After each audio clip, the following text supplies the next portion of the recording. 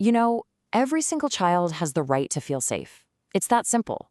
But for millions, that basic right is violated by sexual abuse. So today, we're going to dig into a really groundbreaking new blueprint that's designed to protect them, especially in communities where, until now, help has felt completely out of reach. 1 billion. Just let that number sink in for a second. That's how many children the World Health Organization estimated were exposed to abuse in just a single year. This isn't some far-off problem. It's a full-blown global crisis, and it demands a totally new way of thinking about how we respond. All right, so here's how we're going to break it all down. First, we'll look at the sheer scale of this crisis and what we'll call the response gap. Then, we'll explore how this new path was actually created, dive deep into the 12-step blueprint at its heart, and finally, see how this all translates into real-world action. Okay, let's jump right in. At its very core, this is all about a fundamental human right. I mean, the UN Convention on the Rights of the Child couldn't be clearer. Every child deserves a life free from abuse. And really, it's on all of us to make sure that protection is a reality. So, when we talk about child sexual abuse, or CSA, we're talking about something that's way more than just a crime against one person. The impacts are, well, they're enduring. They can ripple through a child's entire life and even affect the health and stability of the whole community around them. And just look at these numbers. They're staggering. We're seeing prevalence estimates as high as 31% for girls and 17% for boys. The big takeaway here isn't just the numbers themselves, but the huge range. It shows this is a worldwide crisis affecting millions of kids, no matter their gender. So you might be thinking, if the problem is this massive, why aren't our best solutions working everywhere? Well, that brings us right to Section 2. The response gap. It turns out that even our so-called gold standard models for helping kids just can't be copy-pasted into every community. And this is really the heart of the issue.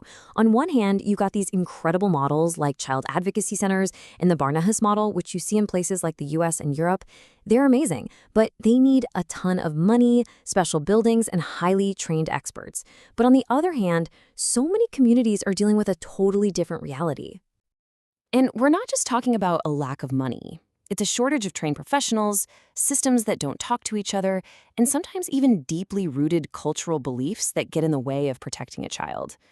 What you end up with is a system that isn't just under-resourced, but often isn't even designed for a child's needs in the first place. So you've got this huge gap, right? Between the perfect solution in a perfect world and the tough, on-the-ground reality. Which leads us to Section 3. Let's look at how a global team of experts decided to build a brand new path, one designed specifically to bridge that gap. Now, this framework didn't just appear out of thin air. It was a serious, multi-year process. It started with a deep dive into all the existing research. But here's the crucial part. They didn't stop in the library. They formed a global committee of experts and then went straight to the source, gathering real-world data from people on the front lines through surveys and focus groups. And the scale of this effort was just immense. I mean, we're talking about a framework that was shaped by input from over 300 practitioners, working across 87 different settings, all guided by 18 international experts from top organizations like ISPCAN and Mission Kids. This was a truly global effort. And all that work, all that global collaboration, it led to this, the 12-step blueprint. This is the heart of the whole thing. It's a practical, flexible guide that we can break down into 3 really simple phases. First, building the team, then creating the plan, and finally, taking action.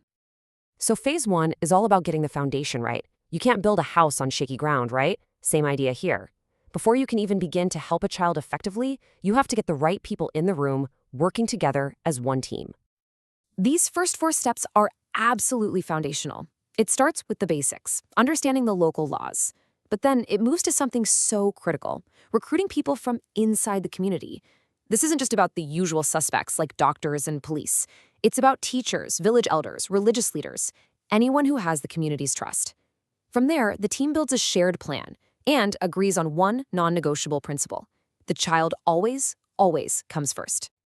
Okay, once that team is in place and on the same page, they need a playbook. Phase 2 is all about turning that shared vision into a concrete, synchronized plan that everybody knows and can follow when a crisis hits. The next few steps are super practical. First, find a safe, child-friendly space, which, by the way, doesn't have to be some brand new building. It could just be a dedicated quiet room in a school or clinic. Then, create a clear written protocol so that everyone knows exactly what their role is. And finally, you set up a rhythm of regular meetings to stay coordinated, making sure that plan is a living, shared resource. So, you've got the team, you've got the plan. But that's not the end of the story, not by a long shot, because a plan is only useful if it can evolve. This final phase is all about putting that plan into action, learning as you go, and constantly getting better. And these last 4 steps are what make the whole thing sustainable. They create a built-in cycle of improvement. The team meets regularly to ask the tough questions. What's working? What isn't? They discuss case outcomes and figure out what families need. It's not just about doing the work, it's about building a system that learns, adapts, and gets stronger over time.